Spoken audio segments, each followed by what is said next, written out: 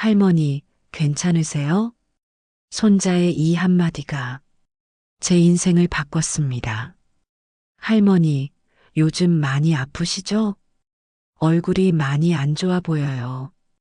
평소 장난만 치던 초등학생 손자가 갑자기 진지한 표정으로 건넨 이 말에 저는 순간 멈칫했습니다. 아이들의 눈은 정말 정확하다고 하잖아요. 그 순간 거울을 보지 않고도 제 얼굴이 얼마나 초췌해졌는지 짐작할 수 있었습니다. 60대에 접어들면서 몸이 예전 같지 않다는 건 당연한 일이라고 생각했어요. 나이 들면 다 그런 거야라는 말로 모든 불편함을 넘겼거든요. 하지만 손자의 걱정스러운 눈빛을 보는 순간 제가 얼마나 제 건강을 방치하고 있었는지 깨달았습니다. 오늘 제 이야기가 같은 나이대의 분들에게 작은 경종이 되기를 바라며 구독과 좋아요로 응원해 주시면 정말 큰 힘이 될 것 같습니다. 모든 것은 작은 변화에서 시작되었습니다. 아, 오늘도 피곤하네. 매일 아침 침대에서 일어나며 중얼거리던 이 말이 단순한 투정이 아니라 몸이 보내는 심각한 경고 신호였다는 걸 그때는 전혀 몰랐습니다. 처음에는 정말 단순한 노화 현상이라고 생각했어요. 아침에 일어나는 것이 점점 힘들어지고 하루 종일 몸이 무겁고 나른했습니다. 예전에는 새벽 5시에 일어나 가족들 아침밥 차려주고 청소하고 시장 보러 나가는 것이 일상이었는데 어느 순간부터 이 모든 일들이 산을 오르는 것처럼 힘들어졌어요. 나이 들면 다 이런 거지 뭐. 주변 또래 친구들도 다들 비슷한 이야기를 하니까 저 역시 이런 변화를 자연스럽게 받아들였습니다. 몇 달이 지나면서 더 심각한 변화들이 나타나기 시작했습니다. 평생 요리하는 걸 좋아했고 맛있게 먹는 것도 좋아했는데 어느 순간부터 음식이 입에 들어가지 않았어요. 자연스럽게 체중이 줄기 시작했습니다. 처음에는 다이어트 안 해도 살이 빠지네라며 오히려 좋아했어요. 주변에서도 살 빠져서 보기 좋다는 말을 들으니 더욱 안심했죠. 하지만 시간이 지날수록 체중 감소는 심각한 수준이 되었습니다. 평생 입어온 옷들이 헐렁해지기 시작했고 거울을 볼 때마다 얼굴이 야위어 가는 것을 느낄 수 있었어요. 그래도 나이 들면 살이 빠지는 게 당연하지라고 자기 위안을 했습니다. 이런 변화들을 가족들이 모를 리 없었죠. 며느리가 어머님 병원에 한번 가보시는 게 어떨까요? 라고 했지만 저는 항상 괜찮다, 나이 들면 다 이런 거야 라고 대답했어요. 그렇게 몇 개월을 버티다가 결정적인 순간이 찾아왔습니다. 바로 손자의 그 한마디였어요. 할머니, 요즘 많이 아프시죠? 아이의 순수한 눈빛과 진지한 표정을 보는 순간 가슴이 먹먹해졌어요. 그날 거울을 제대로 본 것도 오랜만이었는데 제 모습에 깜짝 놀랐어요. 볼이 쑥 들어가고 눈가에 다크서클이 짙게 깔려 있고 전체적으로 생기가 없는 모습이었어요. 어머님, 이번엔 정말로 병원에 가셔야 해요. 손자까지 걱정하고 있잖아요.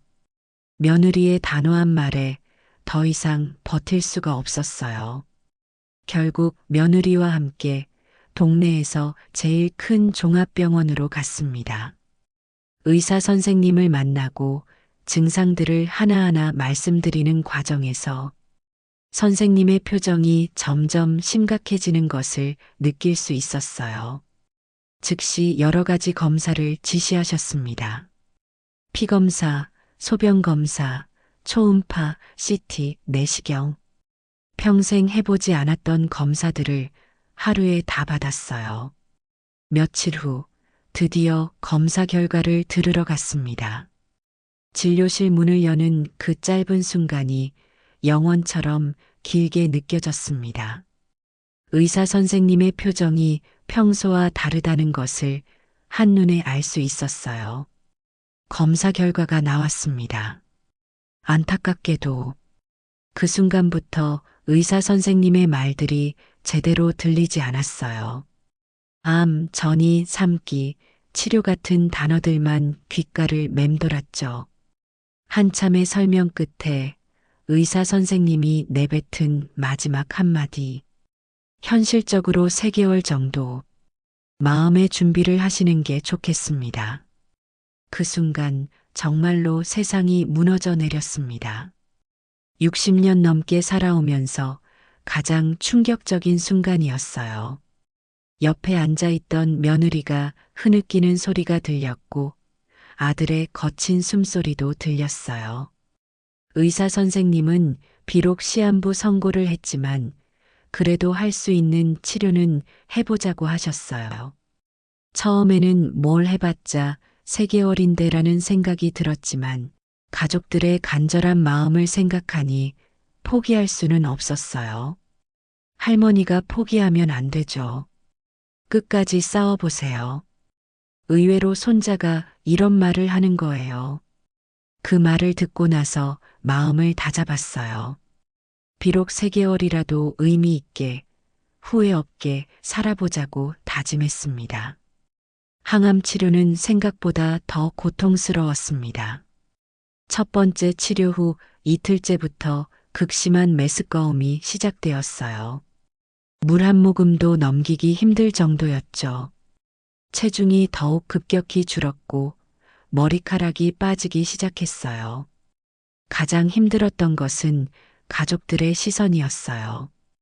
동정 어린 눈빛들을 받는 게 너무 괴로웠어요. 내가 가족들에게 짐만 되는구나.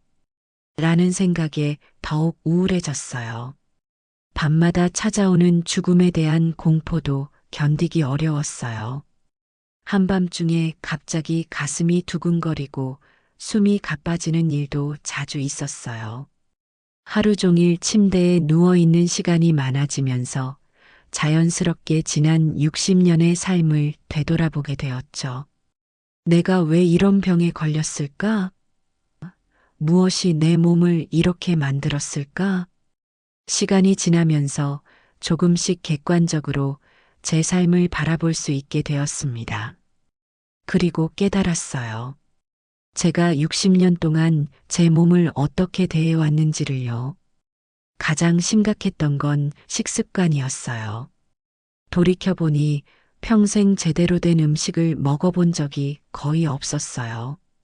가족들에게는 정성스럽게 음식을 해줬지만 정작 제 자신은 항상 대충 먹었던 거죠.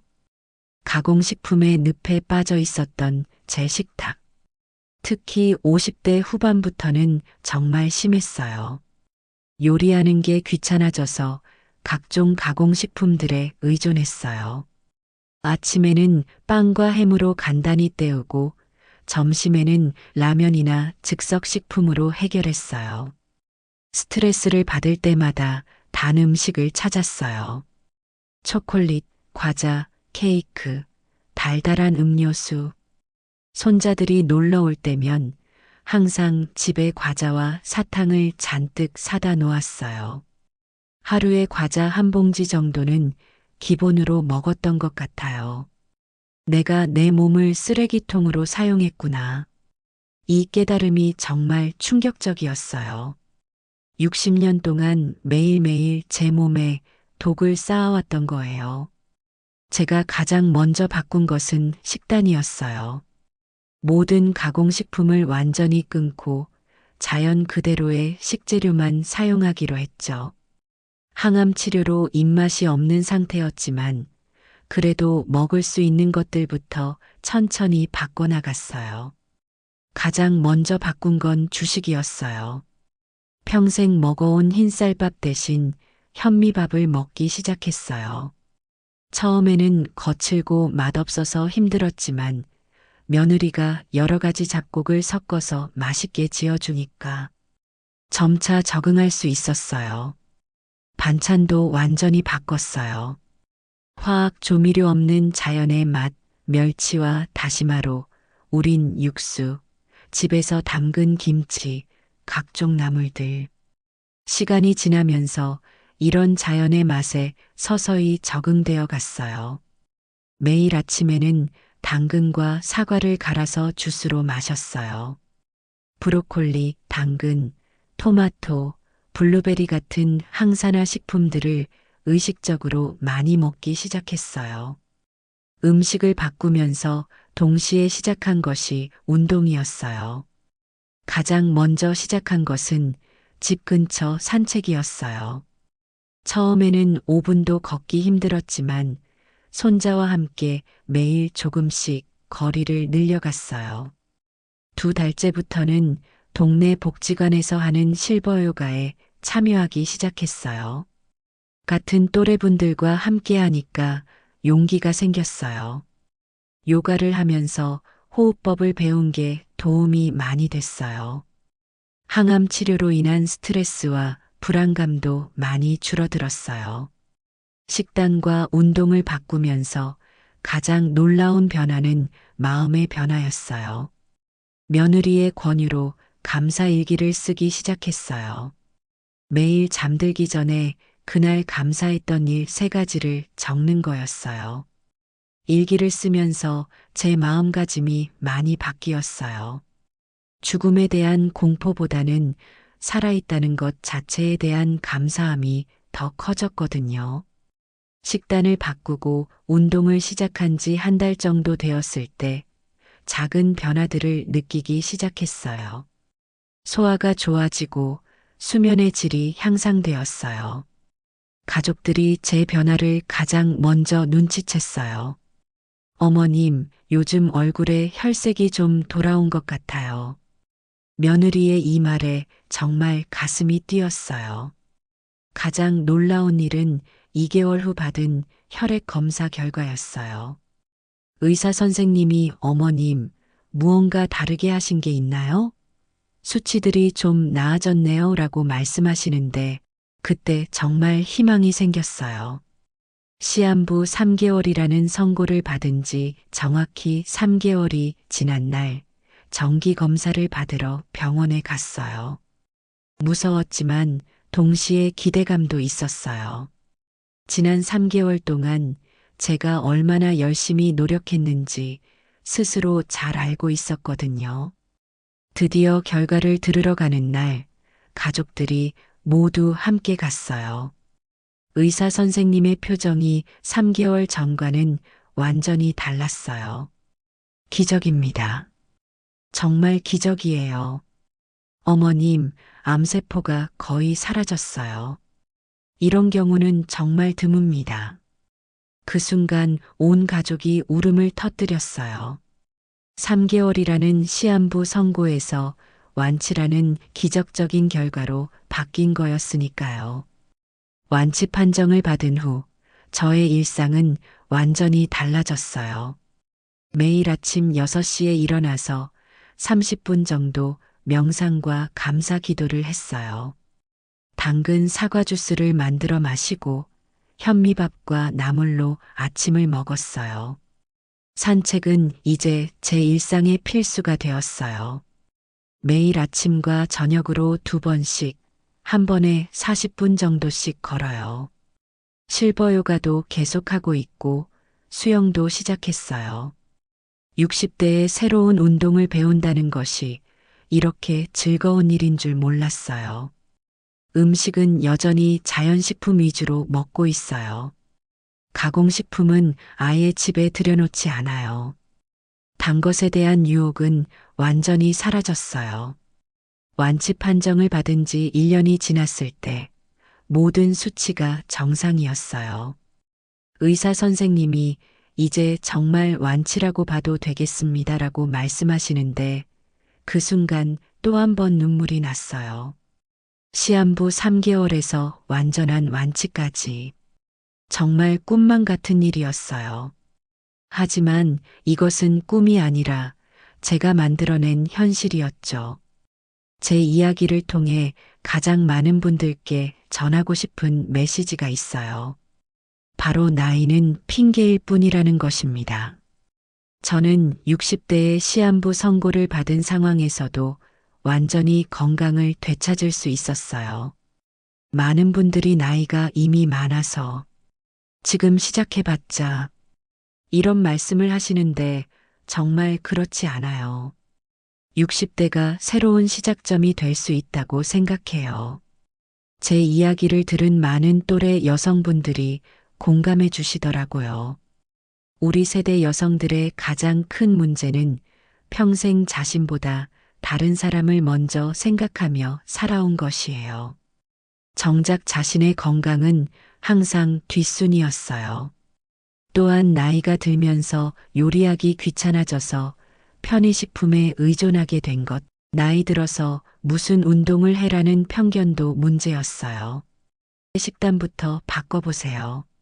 흰쌀밥 대신 현미밥이나 잡곡밥으로, 가공식품 대신 자연식품으로, 인스턴트 대신 직접 만든 음식으로, 가벼운 운동부터 시작하세요. 집 근처 10분 산책부터, 집에서 간단한 스트레칭, 동네 복지관 프로그램 참여 등등 마음가짐을 바꿔보세요. 감사 일기 쓰기, 긍정적인 말하기, 나이 들어서라는 말 대신 이제부터라도. 시한부 3개월 선고를 받았던 제가 지금은 완전히 건강을 되찾고 60대 초반보다도 더 건강한 삶을 살고 있어요. 손자와 함께 여행도 다니고 새로운 취미도 시작하고 정말 충실한 하루하루를 보내고 있어요. 이 글을 읽고 계신 모든 분들께, 특히 저와 비슷한 나이대의 분들께 꼭 전하고 싶은 말이 있어요. 내일보다 오늘이 더 젊어요. 그러니까 지금 시작하세요. 나이를 핑계로 미루지 마시고 오늘부터 작은 변화라도 시작해 보세요. 몸은 정직합니다. 제대로 해주면 제대로 응답해줘요. 저처럼 60대에도 충분히 건강을 되찾을 수 있어요. 혼자가 아닙니다. 같은 고민을 하는 사람들이 정말 많아요. 혼자서 어렵다면 가족과 함께, 친구와 함께, 이웃과 함께 시작해 보세요. 저는 이제 70대, 80대를 향해 가고 있어요. 하지만 전혀 두렵지 않아요. 오히려 기대가 돼요. 지금처럼 건강하게 살아간다면 앞으로의 시간들도 충분히 행복할 수 있을 테니까요. 오늘 하루 여러분의 소중한 몸에게 좋은 음식 한 끼, 가벼운 운동 한 번, 감사한 마음 하나씩 선물해 보는 건 어떠세요? 그 작은 선물들이 모여서 언젠가는 저처럼 큰 변화를 만들어낼 거예요. 60대, 70대도 인생의 새로운 시작이 될 수 있어요. 여러분의 건강하고 행복한 내일을 진심으로 응원합니다.